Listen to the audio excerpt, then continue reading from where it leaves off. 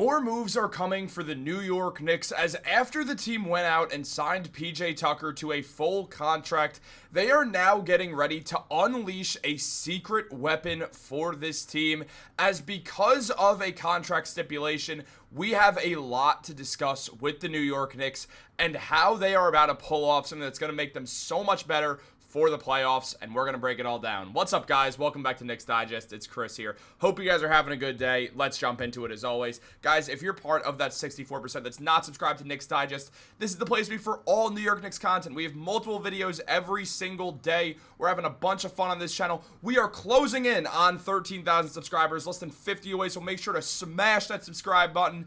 It would really mean the world to me. We're on that grind, but let's jump into the video. We have a lot to discuss about the New York Knicks right now.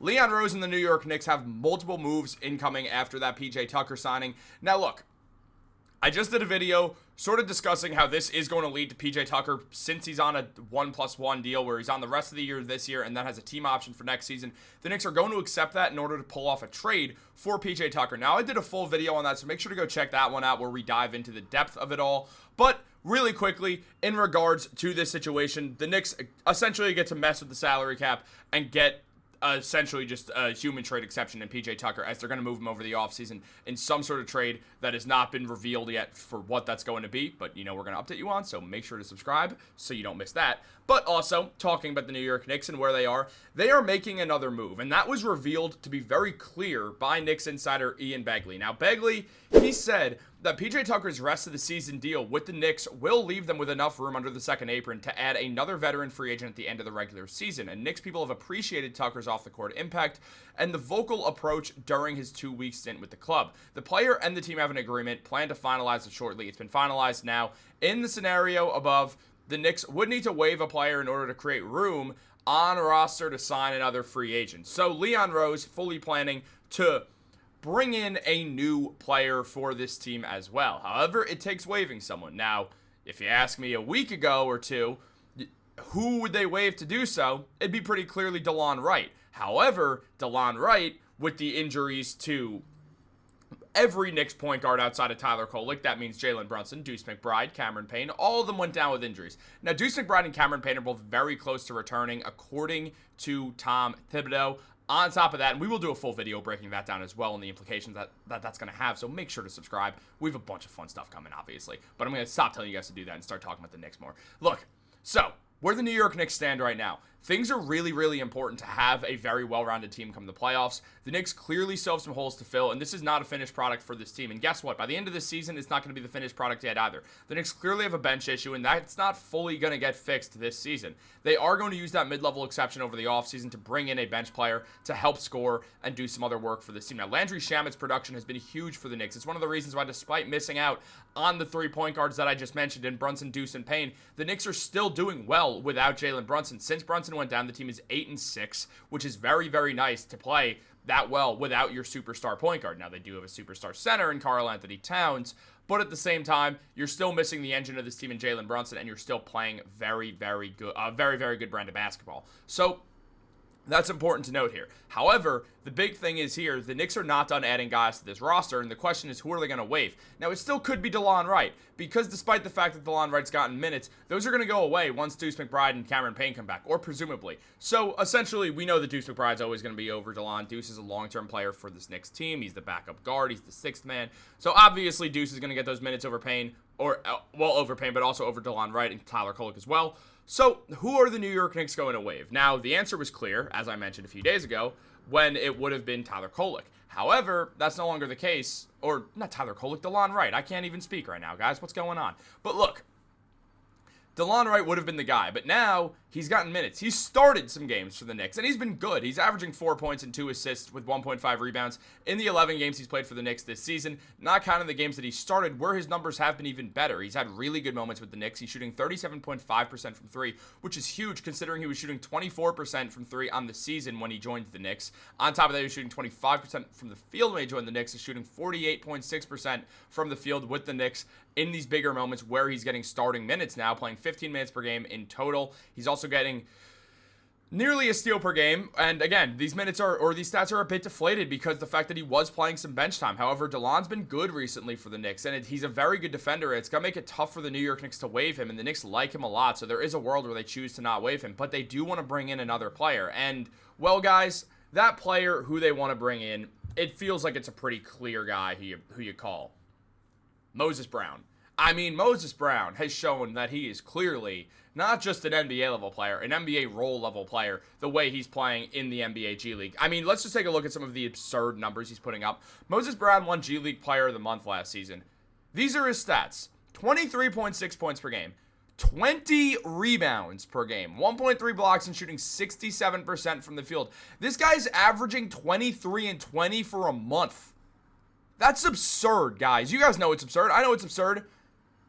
Why is he still in the G League? The Knicks have to capitalize on this before someone else does. Moses Brown has left the Westchester Knicks twice this year to sign with other teams. First, the Indiana Pacers, who ended up waiving or not re-signing him to a second 10-day contract as they opted to trade for Thomas Bryant instead. Took a deep inhale to remember what it was or who it was. On top of that, the Dallas Mavericks signed Moses Brown to a contract, a 10-day deal, and they wanted to bring him back on another one, but they couldn't afford him. So the Knicks got bailed out, and now this is their chance to sign Moses Brown, to prove that they knew something about Moses Brown all along, because clearly Moses Brown is helping them prove that. It's just a matter of getting him up to the big club, and you look at the way Moses Brown has played. The man is phenomenal. 7'2" center.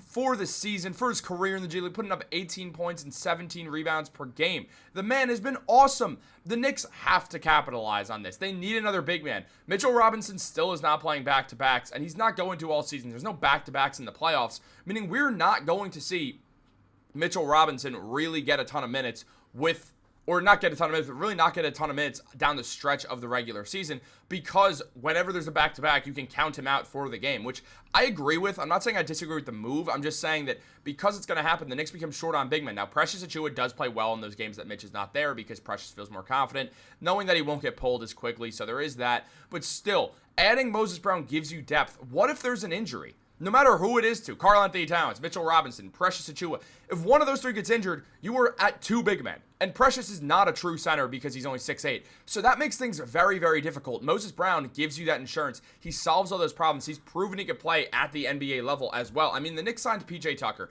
and they signed him for a vocal leadership role. The man's played one game this NBA season with the Knicks where he stepped in for like 2 minutes in garbage time. Doesn't average a single thing. Zeros across the board. That's not why he's here. He's here for the leadership. He's here to be that voice for the bench. A guy who's won an NBA championship as a starter on the Milwaukee Bucks just 4 years ago. Now with the New York Knicks trying to give them some good insights as a great veteran to have on this team. The Knicks made a good move here because they could also bring in another player. But this PJ Tucker move makes a lot less sense if they don't bring in that other player. Now, yes, they could still use him in the upcoming trade, and that's going to be huge, but it doesn't solve all the issues that you want to see. Now, Moses Brown, when he played for the Dallas Mavericks in 4 games, averaged 12 points per game and 8 rebounds with 1 steal as well. He was also blocking nearly 1 shot per game, shooting 72% from the field. The man was awesome. And in the 2 games where he got much more minutes, because he averaged 18 minutes per game, but the first 2 games he didn't really get a ton of minutes. He was finding his footing. The second 2 games, when he played 31 minutes, he put up 20 points and 11 rebounds with 3 steals and 2 blocks. The next game, he plays 22 minutes, puts up 18 points and 9 rebounds. Moses Brown can ball. It's evidently clear that he's one of the best offensive rebounders on the planet, something the Knicks love and could use more of. Now, yes, they have Mitchell Robinson, who many a time is the best offensive rebounder in basketball, but at the end of the day, Mitch isn't playing 48 minutes. He still said he's trying to get to the point where he can still run for 7 minutes, kind of joking around, saying how his conditioning's not where he wants it to be yet. It's one of the reasons why he's not playing back-to-backs, just to be clear, is part of the fact that Mitchell Robinson is still working his way back from the 10-month layoff that he did have due to the foot injury. So Moses Brown stepping in gives the Knicks insurance. It gives him another body. It gives him another guy who can catch lobs, who could get offensive rebounds, create second chance baskets, score well in the paint at an efficient rate. It's a guy who would be perfect for this team. We all know this. Now, Mitch has been good, don't get me wrong. He's putting up 6 rebounds, 5 points, and 1 block in the 14 games that he's played, and he's still working his way back. Those numbers have been climbing. They've been steadily increasing, shooting 68% or 66% from the field. On top of that, 73% from the free throw line, which is absolutely huge to see that Mitchell Robinson is working on the free throws. He said he wants to work on them. He said he wants to be better at it. He doesn't like that people look at him as one of the worst free throw shooters in basketball, and the reason they do is because statistically he's one of the worst free throw shooters in basketball. So Mitch is trying to fix that, and you got to give him a lot of credit for that. But where things stand right now, it doesn't hurt to have another center on the roster. It's a position the Knicks desperately could use another big man at. We're long past the days of PJ Tucker playing a small ball center. We're not going to see that happen. We're not really going to see PJ Tucker play at all. So what you do is you call up Moses Brown when you have the opportunity to call up Moses Brown.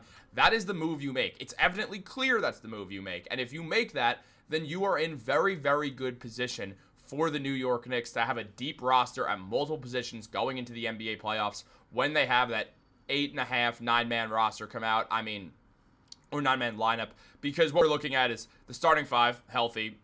So Jalen Brunson, Josh Hart, Mikal Bridges, OG Anunoby, Karl-Anthony Towns. Maybe Josh Hart goes to the bench. Mitchell Robinson starts at center. Towns plays the 4, OG and Mikal at the 3 and 2 respectively, and that makes a ton of sense as well. You could totally go with that. That's totally fair. The Knicks can totally run that if that's what they want to do. It depends on matchups. I actually really like the idea of them doing that. Josh Hart's shooting has been better, but the fact is teams are not really guarding him from 3 that much, and it is kind of hurting the 5 out anyway, so you might as well stick Mitch out there.